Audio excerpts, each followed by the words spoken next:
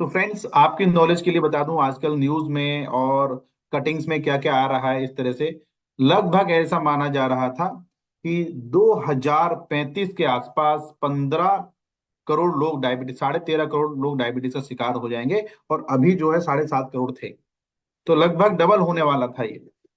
कुछ ही दिन पहले दैनिक भास्कर की एक रिपोर्ट है जिसमें ये कहा गया कि हर साल डायबिटीज का 1 करोड़ पेशेंट, एक सोच के देखिए, 1 करोड़ पेशेंट डायबिटीज का हर साल बढ़ रहा है। और ये इतनी बड़ी समस्या बन के उभरी है कि जिसका कोई जवाब नहीं। आज हमारा देश डायबिटीज की कैपिटल बना हुआ है, मतलब हर छठा डायबिटिक पेशेंट इंडिया से होता है। इतना ज्यादा ये भयावह स्थिति ले चुकी है कि इंडिया मतलब डायबिटीज का घर। और सबसे बड़ा कारण अगर डायबिटीज का होता है तो वो होता है लाइफस्टाइल डिजीजेस। कि हमें ये नहीं पता कि हमारा जो लाइफस्टाइल है वो कैसा होना चाहिए, हमें कितनी देर एक्सरसाइज करनी चाहिए, हमें कौन सी चीजें अपनी डाइट में रखनी चाहिए। और सबसे बड़ी बात कि क्या हमारी नजर हमारे ग्लूकोज लेवल पर रहती है। एक स्टडी के अकॉर्डिंग ये कहा जाता है कि बहुत सारे लोग इंडिया में ऐसे हैं जिनको कभी पता ही नहीं चलता कि उनका डायबिटीज का लेवल क्या है, उनका ग्लाइसेमिक इंडेक्स कितना रहता है, उनकी जो खाली पेट है अभी खाने के बाद शुगर लेवल कितना रहता है। तो ये वो चीजें हैं जो आपको पता होनी चाहिए कि आपका शुगर लेवल क्या है, आपका बीपी कितना रहता है, या फिर आपकी बॉडी के अंदर लिपिड प्रोफाइल कितना रहता है। ये आपको आइडिया, ये 3 नंबर आपको हमेशा याद रहने चाहिए, इनको आप नोट कर सकते हैं। अगर आपकी उम्र 30 साल से ऊपर हो चली है तो इस पर जरूर नजर डालिए कि आपका बीपी कितना रहता है, आपकी शुगर लेवल खाली पेट कितना रहती है, और लिपिड प्रोफाइल कम से कम साल में एक बार जरूर चेक कराइए। ये 3 चीजें बहुत जरूरी हो जाती हैं। ग्लाइसेमिक हेल्थ पे आगे चलते हैं कि शुगर जो है एक बहुत बड़ी समस्या बन गई है। ये हमने पढ़ लिया कि 1 करोड़ लोग के आसपास अगर देश में बढ़ रहे हैं, तो आप सोचिए कितने सारे लोगों की हेल्प आप कर सकते हो अपने प्रोडक्ट्स के साथ। तो इसमें क्या करने की जरूरत है? इसमें जरूरत है कि हम अवेयरनेस प्रोग्राम चलाएं, हम कैंप्स लगाएं, हम लोगों से बात करना चालू करें। अगर आप लोगों से बात करना चालू करते हो, क्या आपको पता है कि 1 करोड़ लोग डायबिटीज का बढ़ रहा है, और उसकी वजह से जिसको डायबिटीज होती है उसे ऐसा ऐसा फील होता है, ऐसे ऐसे सिम्टम्स आते हैं, इतनी डेथ से हो रही है, और इससे लाइफस्टाइल को सही करके बचा जा सकता है। तो तब आप लाइफस्टाइल से स्टार्ट करके सप्लीमेंटेशन तक जा सकते हैं, और हेल्थी लोगों को भी रिकमेंड कर सकते हैं। और जो प्री डायबिटिक कंडीशन में चल रहे हैं, दोस्तों 3 कंडीशन है: नॉन डायबिटिक, प्री डायबिटिक और डायबिटीज। तो जो प्री डायबिटिक कंडीशन है, तो पहले इंसान प्री डायबिटिक कंडीशन में आता है। प्री डायबिटिक कंडीशन का पता कैसे चलता है? जब डायबिटीज 100 से ऊपर आने लगे, और 130 के 100 से 130 के बीच में अगर कोई चल रहा है, तो ये प्री डायबिटिक कंडीशन। इस कंडीशन में अगर कोई डॉक्टर के पास जाता है तो ये कहा जाता है कि अभी आपको डायबिटीज नहीं है, आप थोड़ा चलो फिरो और थोड़ा प्रोटीन लो, आप सही हो जाओ। लेकिन इस प्रोटीन लेने को और चलने फिरने को इतने हल्के हम लोग लेते हैं, जबकि डॉक्टर्स हमें बता रहे होते हैं, हेल्थ प्रोफेशनल हमें सजेस्ट कर रहे होते हैं कि आपको चलना फिरना चाहिए। लेकिन हम इसको बहुत लाइटली लेते हैं, और अल्टीमेटली प्री डायबिटीज से डायबिटीज में जाने में लगभग 10 साल के आसपास लगता है। तो कहने का अर्थ हुआ कि 35 से 40 की उम्र में ही लोगों को प्री डायबिटिक कंडीशन चल रही होती है। तो अगर आपके पास ग्लूकोमीटर है तो आप घर घर जाकर सुबह खाली पेट चेक कर सकते हैं, और आइडिया बता सकते हैं अरे आप प्री डायबिटिक कंडीशन में हो। और प्री डायबिटिक कंडीशन से दोबारा नॉर्मल होना बहुत आसान है, क्योंकि बॉडी की रिकवरी पावर बरकरार रहती है प्री डायबिटिक कंडीशन तक। लेकिन देर हो जाती है तो उसके बाद रिकवरी आने में समय लगता है। तो इस तरह से अगर आप एक केवल किट भी अपने पास रखें, सुबह सुबह जाके टेस्ट करना स्टार्ट करें लोगों का, तो आप बहुत सारे लोगों की हेल्प कर पाओगे, प्री डायबिटिक कंडीशन से उनको बाहर ला पाओगे। ठीक है, और ये सब पॉसिबल है कि कुछ करना ही नहीं है, केवल करेला जामुन और ग्लूको हेल्थ जैसे प्रोडक्ट से आप लोगों की मदद कर सकते हो जो प्री डायबिटिक कंडीशन में है। इसके अलावा थोड़ा और आगे बढ़ेंगे तो आप देखोगे कि प्री डायबिटिक कंडीशन के बाद फिर डायबिटिक कंडीशन आ जाती है। जिसको जिसको डायबिटीज कंडीशन आ जाती है तो उसको किस किस तरह के सिम्टम आए। देखिए, पहले समझिए कि डायबिटीज कंडीशन के अंदर होता क्या है। अगर किसी को डायबिटीज हुई है तो उसका अर्थ यह है कि उनके शरीर में जो ग्लूकोज है वो जा तो रहा है। आपने खाना खाया, खाने में अगर आपके कार्बोहाइड्रेट प्रेजेंट है, या फिर आपने डायरेक्ट ग्लूकोज कुछ मीठा खाया तो उससे ही बनेगा। तो ये जो खाना है हमारा, इससे ग्लूकोज बनता है। और आप सोच के देखिए, ग्लूकोज तो अच्छी चीज है भाई, ग्लूकोज से तो हमें एनर्जी मिलती है। तो ग्लूकोज का बढ़ना शरीर के लिए नुकसानदेह कैसे हो गया?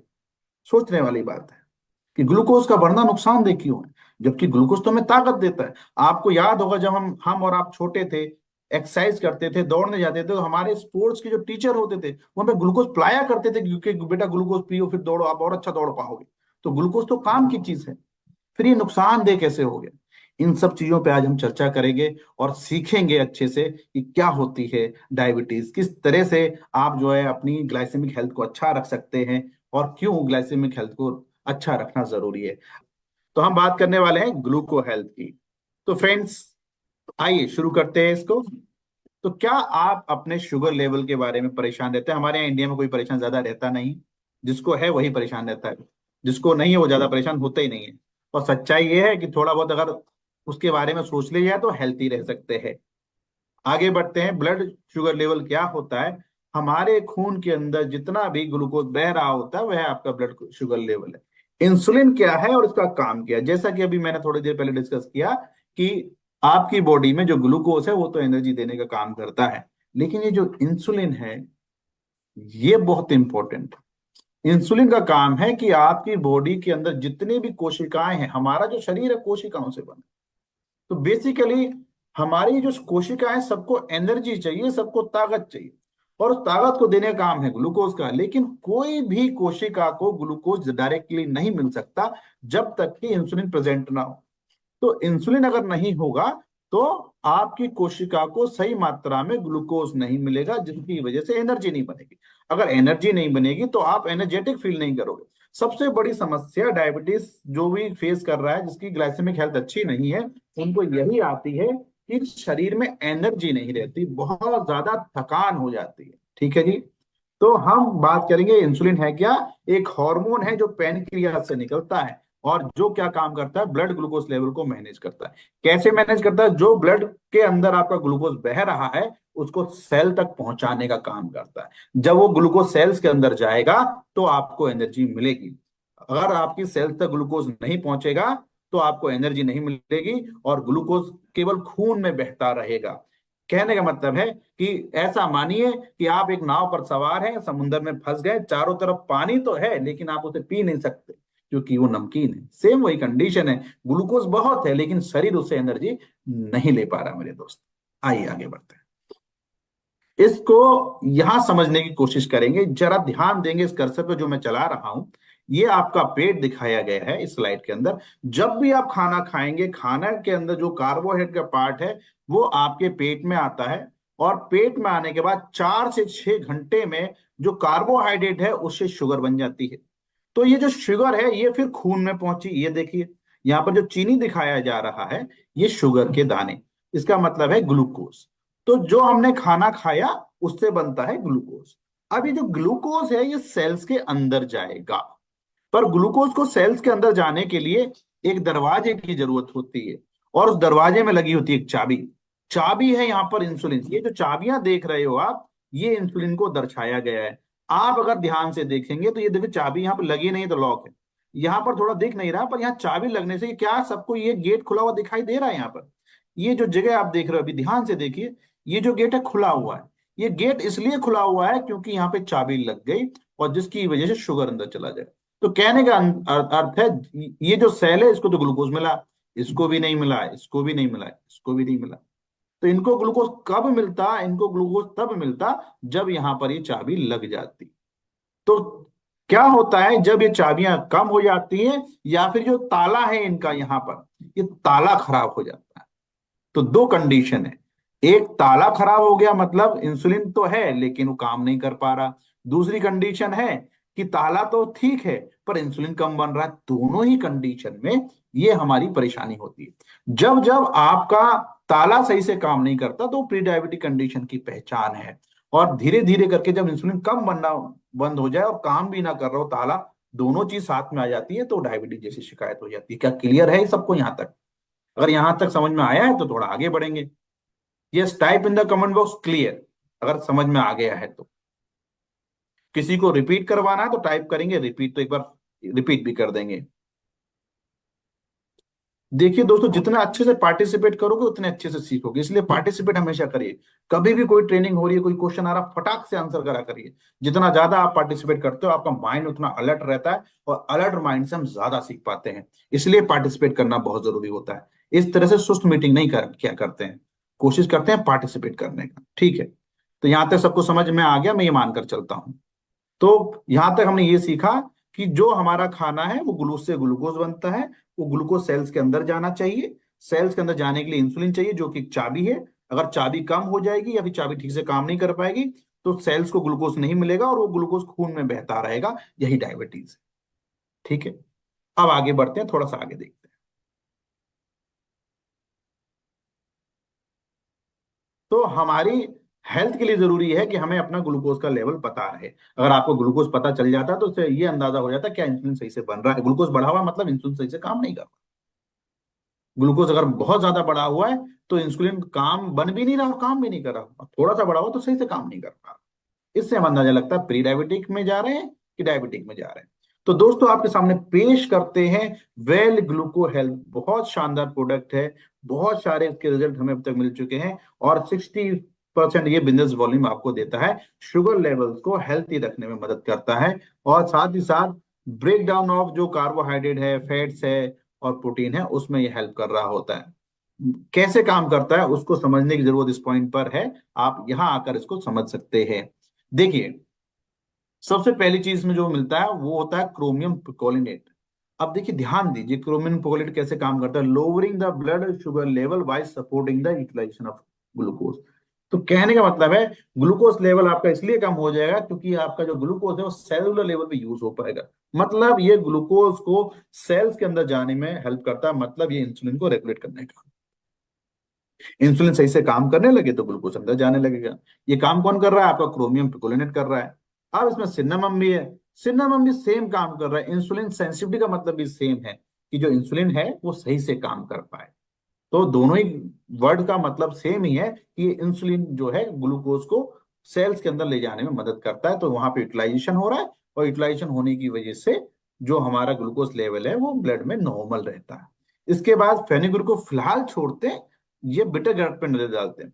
जो बिटर गार्ड है इसका भी सेम काम है, help the bringing glucose into the cell. तो कुल मिलाकर तीनों का काम यही है कि किसी भी तरह से जो आपका ग्लूकोज बह रहा है वो सेल तक पहुंच पाए, ताकि सेल उसको यूज कर पाए। तो तीनों काम लगभग सिमिलर हो गया। फेनिग्री का काम थोड़ा अलग है इसलिए उसे छोड़ा था। अब देखते हैं फेनिग्री क्या करती है। फेनिग्री का काम ये है कि ये एक तरीके का सॉल्युबल फाइबर है। सॉल्युबल फाइबर है जिसकी वजह से जो कार्बोहाइड्रेट का एब्जॉर्प्शन है, कार्बोहाइड्रेट का मतलब क्या, जो हमने खाना खाया था वो किस में बदलता है? ग्लूकोज में, ये हमने बताया। तो जो ग्लूकोज है वो आपके पेट की जो आंत है वहां से खून में जाता है। तो उस आंत के आसपास एक लेयर बना देता है, एक परत बना देता है। उस परत की वजह से ग्लूकोज पूरी तरह से अंदर इतनी आसानी से नहीं जा पाता। तो कुल मिलाकर ग्लूकोज को खून के अंदर बहुत ज्यादा मात्रा में जाने से रोकने का काम है फेनेग्रीन का। तो इस तरह से जब ये चारों इंग्रेडिएंट काम करते हैं तो बहुत अच्छा रिजल्ट देखने को मिलता है। ठीक है जी, अब आगे बढ़ते हैं। आप देखेंगे कि ये एक ऐसा प्रोडक्ट है, अभी तक हम बात करेंगे कि हमारे पास पहले एक प्रोडक्ट और भी था, करेला जामुन, जो कि हम इस कंडीशन में दिया करते थे। लेकिन करेला जामुन में और इस प्रोडक्ट में क्या अंतर है?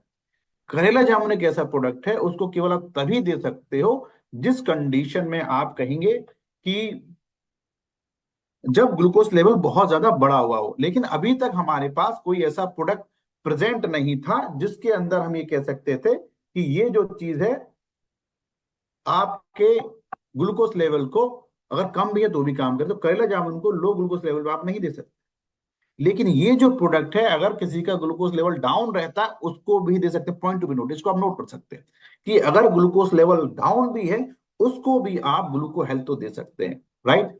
इसके अलावा अगर बात करेंगे फ्रेंड्स की, अगर किसी का ग्लूकोज लेवल ज्यादा रहता है उसको भी ग्लूको हेल्थ दे सकते हैं। तो दोनों ही कंडीशन में दिया जा सकता है। लेकिन बहुत रेयर केस में आपको कुछ लोग ऐसे मिलेंगे जिनका जो ब्लड ग्लूकोज लेवल है वो कभी ऊपर जाता है, कभी नीचे आ जाता है, कभी ऊपर चला जाता है, कभी नीचे आ जाता है। ऐसे लोगों को ये प्रोडक्ट देने से आपको बचना चाहिए। तो हमने क्या बताया, ऊपर जा रहा है तो दे सकते हैं, ब्लड ग्लूकोज लेवल डाउन रहता है तो दे सकते हैं। लेकिन अगर किसी का बहुत ज्यादा फ्लक्चुएट करता है तो उसे देने से बचना चाहिए। थोड़ा सा करेला जामुन पे नजर डालते हैं। देखिए, कई बार लोग सोचते हैं कि करेला जामुन हम घर से भी ले सकते हैं, अपने घर से यूज कर सकते हैं। पहली चीज, एक ऑर्गेनिक करेला जामुन होना चाहिए, ऑर्गेनिक ही क्यों होना चाहिए, ठीक है। और कोल्ड प्रेशर्ड ही क्यों। चलो सबसे पहले ऑर्गेनिक पे बात करते हैं। जब किसी चीज को उसके नेचुरल इन्वायरमेंट में उगाया जाता है, ठीक है, और दूसरी बात उसको ऑर्गेनिकली उगाया जाता है, तो उसके अंदर जो पोषकता होती है, जो गुणवत्ता होती है वो ज्यादा होती है, पोषकता तो ज्यादा पाए जाएंगे।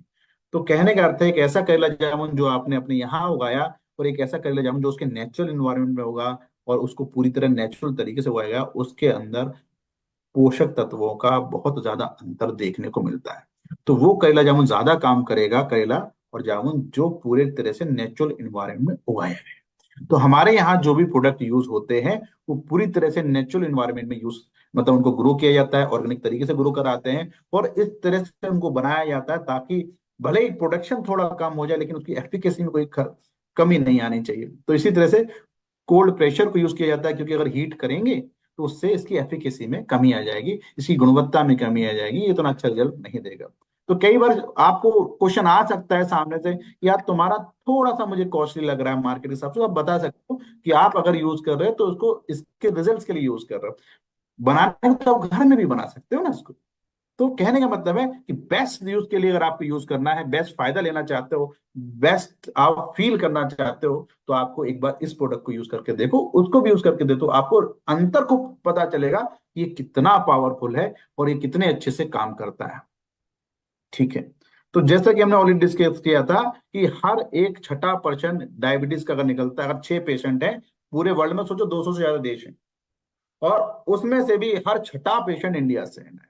इतनी ज्यादा ये फैल रही है। इंडिया टॉप 3 कंट्रीज में आता है जहां पर डायबिटीज फैला हुआ है, और उसको राजधानी कहा गया है हमारे देश को। सोच के देखिए, हमारा देश सोने की चिड़िया आज की डेट में बीमारी की चिड़िया बना हुआ है। इतना ज्यादा बीमारी और डायबिटीज जैसी परेशानी हमारे यहाँ बढ़ रही है, और हमारा जो लाइफ स्टाइल है वो उतना हेल्थी नहीं रहा। So friends, 100% fresh, natural, certified organic करेला जामुन है, जैसा मैंने स्टार्टिंग में ही बताया। सर्टिफाइड ऑर्गेनिक तरीके से उगाया हुआ करेला जामुन, जिसके अंदर पोषक तत्वों की भरमार है, और जो फ्रूट होते हैं एकदम फ्रेशली यूज किए जाते हैं, ठीक है, उनको अच्छी तरह से प्रिपेयर किया जाता है। जो करेला है उसको फ्रेश करके, साफ करके अच्छी तरह से काटा जाएगा, और उसके अंदर से जो भी इन्फेक्टेड पीस है उसको टेक्निकली हटा दिया जाता है। बहुत जगह पे जूसेस बन रहे होंगे पर इतनी टेक्नोलॉजी यूज नहीं करते कि कोई खराब करेला आ गया तो वो भी डाल दी जाए, लेकिन हमारे यहाँ एक एक करेले का इंस्पेक्शन करके उसको बनाया जाता है। और सेम जो पूरा जामुन है उसको ब्लेंड लिया जाता है। ऐसा नहीं है कि आप अगर जामुन यूज कर रहे हैं तो उसको पूरा नहीं लेंगे तो नुकसान करेगा। तो इस तरह से पूरा जो फल है उसका पल उसमें डाला गया है, और उसमें बात होती है काम कैसे कर। देखिए, इसमें करेला और जामुन दोनों हैं। करेले का काम है कि ये जो है आपकी दो काम है। एक तो डाइजेशन को थोड़ा अच्छा रखता है, ब्लड प्यूरिफिकेशन करता है, प्लस जो आपका ग्लूकोज है उसको ब्लड में जाने से थोड़ा रोकता है, करेले का काम। जो जामुन है वो हम बता रहे थे इंसुलिन को सही से काम करने में मदद करती है, जो अभी हम डिस्कस किया। जब आपका इंसुलिन सही से काम करेगा तो उस कंडीशन में आपकी बॉडी में ग्लूकोज जाने लगेगा, आपको धीरे धीरे करके एनर्जी मिलने लगेगी और आप अच्छा फील कर पाओगे। ये काम हो गया आपके जामुन का। तो जामुन इस तरह से मदद करता है आपकी, ठीक है। तो इसको लेना कैसे है, 12 साल से ऊपर इसको दिया जा सकता है, और 2 टेबल स्पून, मतलब 30 ml सुबह खाली पेट और 30 ml शाम को खाली पेट आप इसको ले सकते हैं।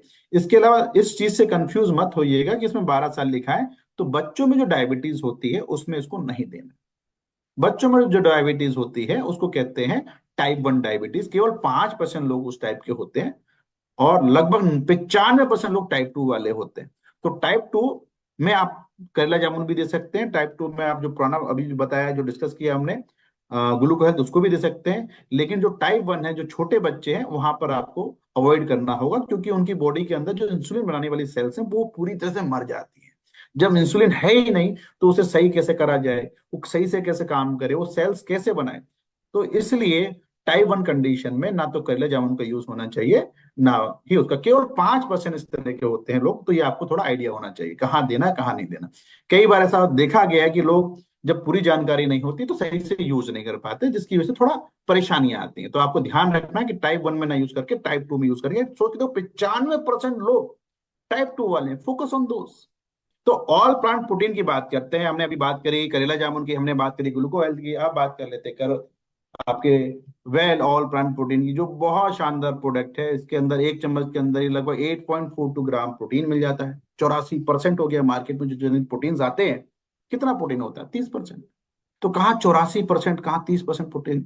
और आप देखेंगे कोलेस्ट्रॉल फ्री है। अक्सर जहां जहां लोगों का ग्लाइसेमिक हेल्थ बिगड़ता है, उनका कोलेस्ट्रॉल बढ़ा हुआ पाए। तो ये प्रोडक्ट एकदम से सेफ है। और इसके अंदर प्रोटीन के अंदर आप देखेंगे तो ये तीन चीजों से मिलकर बनाया है। सोया है, व्हीट है, येलो पीस है। ये तीन चीजें इसमें डली गई है। और पीडी का स्कोर तब मिलता है जब प्रोटीन बहुत आसानी से डाइजेस्ट हो जाए और उसके अंदर सारे अमीनो एसिड होने चाहिए। तो ये बहुत आराम से डाइजेस्ट होता है, आपकी जो डेली रिक्वायरमेंट उसको पूरा करता है, प्रोटीन के गैप को पूरा करता है। इतना इजीली डाइजेस्ट होता है ये प्रोटीन कि 2 साल का बच्चा भी इसको पचा सकता है। थिंक अबाउट इट कि 2 साल का बच्चा आपके प्रोटीन के साथ कंफर्टेबल। तो ऐसा कोई व्यक्ति नहीं हो सकता अनटिल एंड अनलेस उसके खुद के साथ कोई प्रॉब्लम नहीं है। तो प्रोडक्ट के अंदर कोई प्रॉब्लम नहीं है। 2 साल का कोई पूछे आपसे कि क्या ये मुझको पचेगा, यार देखो 2 साल का बच्चा तो पचा लेता है। अब आप अपना देखो, क्या आपको पचता है कि नहीं पचता? हमारे यहाँ तो 2 साल के बच्चों को खिला देते हैं, आराम से खाता है। राइट। चलिए, इजीली डाइजेस्टेबल है और good for heart health. Heart health के लिए क्यों अच्छा है? क्योंकि इसके अंदर कोलेस्ट्रॉल नहीं है। कैलोरी कॉन्शियस लोगों के लिए इसलिए अच्छा है, इसके अंदर बहुत मतलब शुगर है ही नहीं। इसके बाद हम बात करेंगे लैक्टोज फ्री है, तो सब लोग को सूट करेगा। पूरी तरह से वेजिटेरियन है तो वीगन लोग भी इसको ले सकते हैं। कोई टेस्ट नहीं है तो किसी भी चीज के अंदर मिला के खिलाया जा सकता है। आप रोटी में मिला सकते हैं, दाल में, सब्जी में, जो भी चीज आप घर में बनाते हो उसके अंदर इसको ऐड किया जा सकता है। और साथ ही साथ वुमेन्स के लिए बहुत अच्छा माना जाता है। हम बात करें डायबिटीज की, डायबिटीज में कितना चम्मच आप खिला सकते हो, किसी ने कहा वेट के अकॉर्डिंग, किसी ने कहा कि भाई 1 चम्मच या 2 चम्मच। आंसर इज दिस, अगर उम्र 12 साल से ऊपर है तो 3 चम्मच दे सकते। अगर उम्र 12 साल के ऊपर है तो आप 3 चम्मच आराम से दे सकते हो। उसमें कोई बड़ा चैलेंज नहीं है कि 3 चम्मच दिया जा सकता है। अब ये क्या करता है हमारा शरीर का? अगर हम बात करें इंसुलिन की, तो इंसुलिन एक हार्मोन है। और वो खुद जो हार्मोन है ना, वो भी प्रोटीन का बना हुआ है। और इसके अलावा अगर हम बात करेंगे कि हार्मोन प्रोटीन का बना हुआ है, जो ताला था वो भी प्रोटीन का बना हुआ है।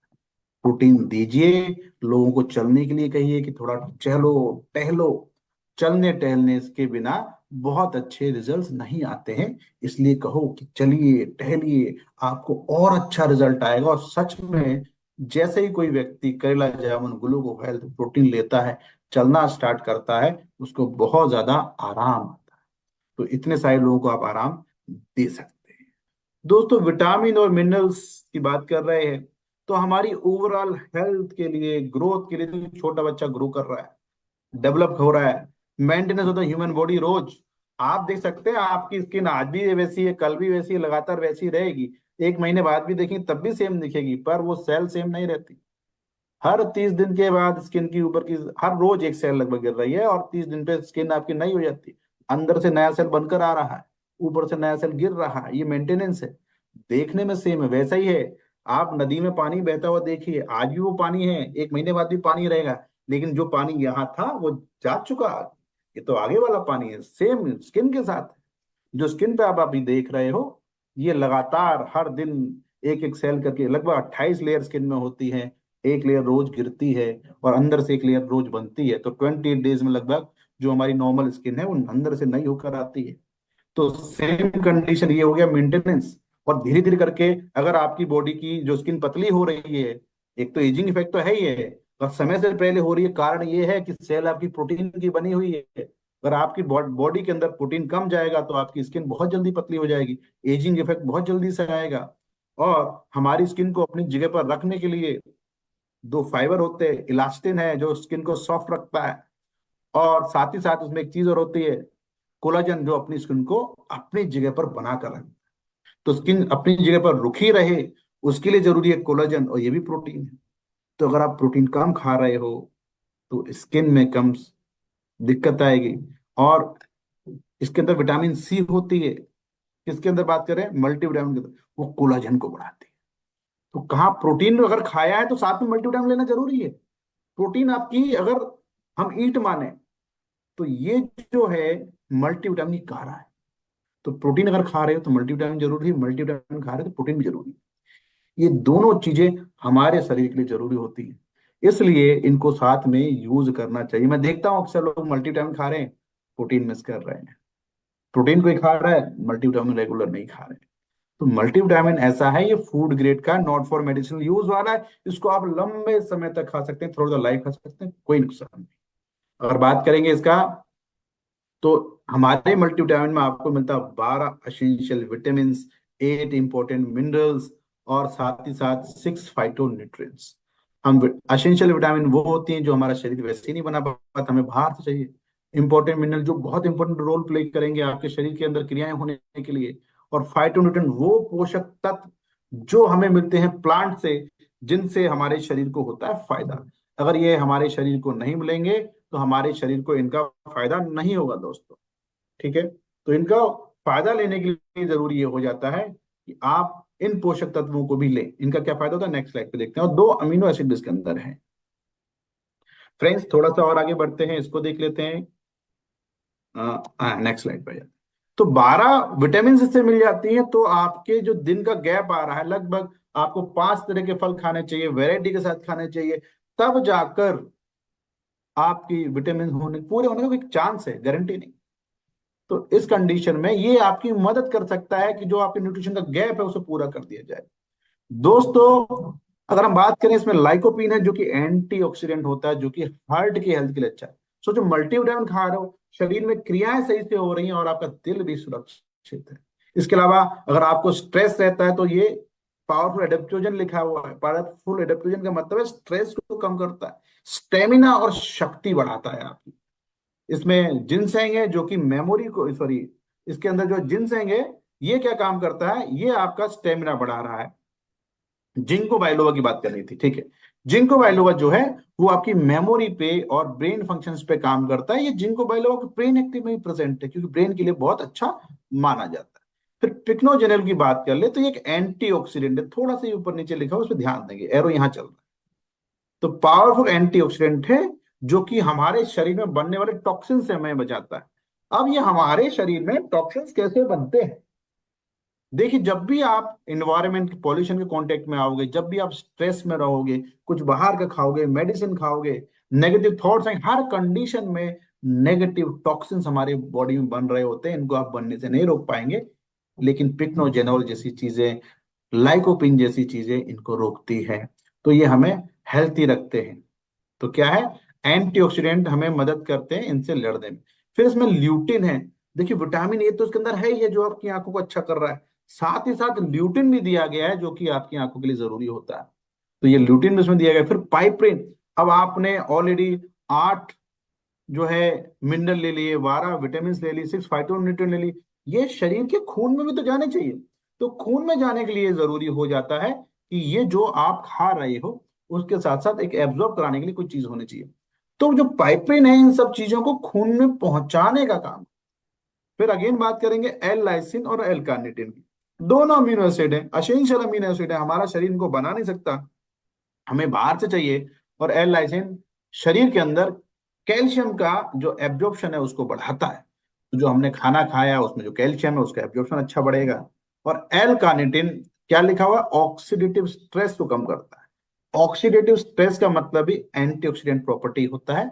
कहने का मतलब शरीर में बनने वाले जो टॉक्सिन्स हैं उनको कम करता है। इसके अलावा ये एल कार्निटिन करके ऑलरेडी हमारे स्पोर्ट्स रेंज में आता है, तो ये फैट को बर्न करने के काम आता है, फैट से एनर्जी बनती है। तो इस तरह से थोड़ा सा वेट मैनेजमेंट में भी मदद करता है। 12 साल से ऊपर इसको एक टेबलेट आप ले सकते हैं खाना खाने के बाद, दिन में एक बार ही मल्टीविटामिन को लिया जाता है, 2 बार नहीं लेते हैं। तो ये पूरी तरह से वेजिटेरियन प्रोडक्ट है। और जब आप इसको लोगे तो पूरी तरह से जो क्रियाएं हो रही है शरीर में वो अच्छे से होंगी।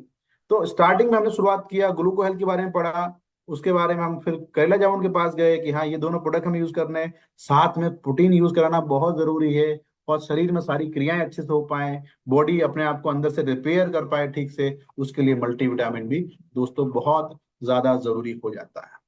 तो ये कुछ प्रोडक्ट हैं जो आप अच्छे से यूज करा सकते हो। और जिसका भी ग्लाइसेमिक इंडेक्स बिगड़ा हुआ है उन्हें ये समझाना होगा कि आपको थोड़ा सा जो कार्बोहाइड्रेट्स है वो भी डाइट में कम करना होगा। कार्बोहाइड्रेट को कम करेंगे, प्रोटीन को डाइट में इंक्रीज करेंगे, एक्सरसाइज को बढ़ाएंगे, इन प्रोडक्ट्स का यूज करेंगे, डेफिनेटली आप जिसको भी रिकमेंड करेंगे उनको बहुत अच्छा फील होगा।